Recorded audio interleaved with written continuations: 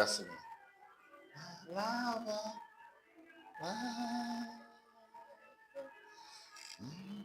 Jesus, how wonderful your name. How much to me, much to me now, gotta see you as you are. There's no better thing for me to do now than to get to know you more, Jesus. How wonderful is your name, Jesus. How wonderful is your name. You mean so much to me. I wanna see you as you are. There's no better thing for me to do now than to get to know you more. Wow. I think we're online, Jemima. Oh yes. Hello. Welcome this evening. We are happy to be back again here. My name is Apostle Moses Kalanzi from the Green Ministries. Oh yes. My name is Chisacha Jemima. Jemima. Oh yes. And we are here to continue our discussion about this amazing book, The Principle of Following, which I have written this year and which is out in all our restock bookshops and at many Grace City Church locations. You go out and ask for this book, The Principle of Following. It's our guide this month of December as we look into the subject of following. Oh yes. Jemima, we've been reading this book for a couple of days now, and our viewers want to know what we are up to. So what are we looking at today? Well, today we're going to look at why people don't follow, because today there are so many people who do not follow, and I believe we all need to follow to get somewhere in life. But Apostle, just tell us that why don't some people follow? Is it by choice or are there some reasons? Some people don't follow. Actually, it's a whole, there's a whole chapter why people don't follow. And in that book, I talk about 5 reasons that people don't follow. Number 1 is pride. Number 2 is lack of exposure. Number 3, I talk about previous achievement as a stumbling block to wanting to learn more. I also think that, look, what results are there to follow? And I think this is one of the reasons why we have a lot of issues with slow growth and development in Africa, because we do not respect results. Yeah. Yet results, according to Jesus were the only yardstick for us to prove anything. According to Jesus, if you wanted to make a decision on something, you should be looking at its fruit. So yeah, I outlined about 5 or 6 points that which I felt are the reasons why people don't follow. Yes. Yes. So Apostle, can you give us some details about this topic, that failure to recognize results? Yeah. What happens is people have results all around them, but then they just don't recognize that to follow, who have results that we need to replicate in our own lives. We just don't think that these results are coming from God. Number 1, you might have had a lot of people say, so Pastor X and Pastor Y, they have are not results because they're coming from a certain source.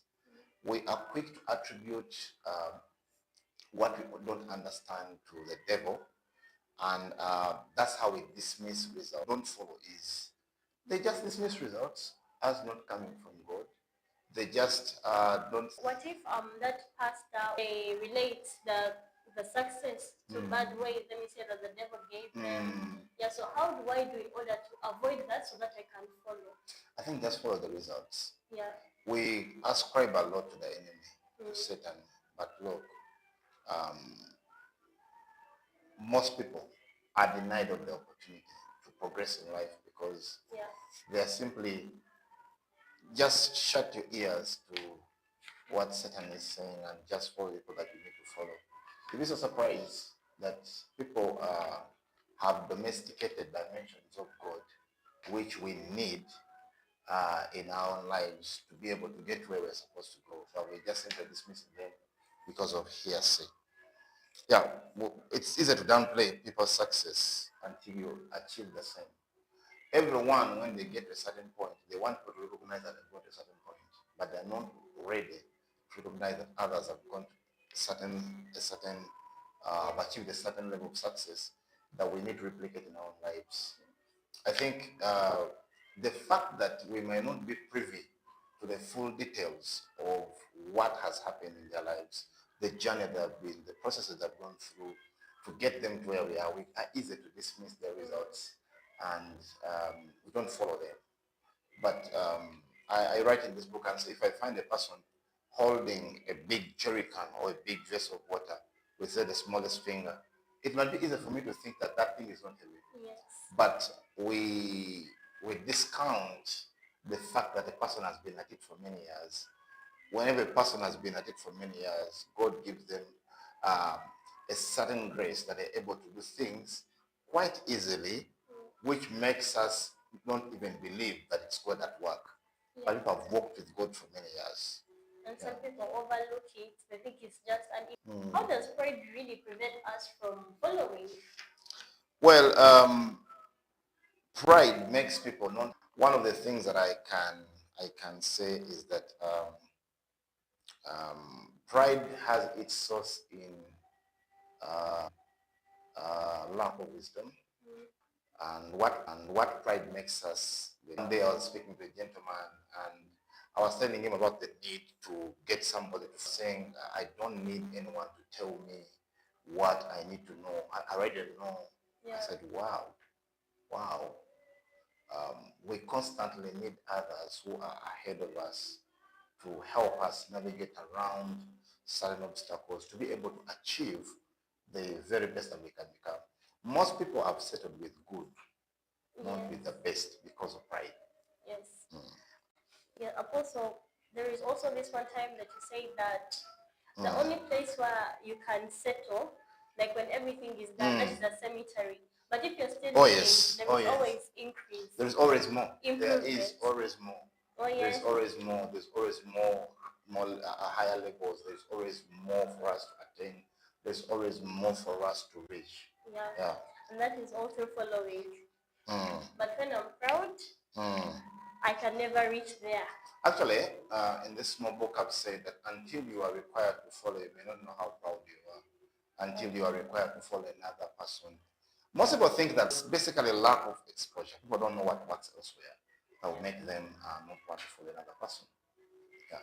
When you find a person who is going somewhere, follow them. Apostle, there is that one time we talked about exposure in our Wednesday teaching. And I believe exposure is only for the wise people. Like if you're not wise, you cannot really appreciate what you have been exposed to. Yeah. I think it's the highest form of wisdom. Yeah. And how they talk to each other. You have no respect for a person you're competing with. Yeah. And therefore you can't follow. But what competing with this person, because they're far ahead of you, but you choose to say and insist that I'm competing, I'm catching up with them, I'm doing what they're doing, yet you should be learning from them. Yeah. So competition is a very big cancer. It is also subtle. It's not, people don't show it outrightly, but it's subtle. It's a slight resentment, a reluctance to give credit where it's due, and for long it turns into full-blown competition. People don't want to say, I learned this from this person, even when they're learning it from another person. And before long, it comes into full-blown competition where you can't give credit where it's due. You think it's somebody who's not competing with us just because we do not want to follow. Yeah. I mean, we are on a journey. It's a journey. Ministry and life and business and every aspect of life is a journey. Now, on the journey, what are we doing on the journey? Are we competing? Are we following? Are we associating? What exactly are we doing? In my view, we should be following others because God has designed that as the way through which we can make others become like us by allowing Uganda, where I know, is that you'll find a vibrant church next to a struggling, small, little, insignificant church. Insignificant in terms of the impact. That's true. And when you try to look at both of the leaders leading these two institutions, you realize that one is simply lazy because a person can't be behind me or just close to me. Yeah. I think it's just sheer laziness. It's a vindication. Each time I go to a place and I find an amazing ministry, and just next to it, and somehow it plays out that they are very close to this vibrant ministry, nothing is really happening there that is significant. So laziness is also such a big problem. People are lazy to follow. I also want to remind you that following is a process that requires you, one, to have your heart aligned, but two, to be committed. There are things they can't, but they impart, and there are things that you observe and learn from them without even them teaching it to you. Yes. And this kind of diligence and commitment required, not everyone may be ready to get onto it. Yes. I think this is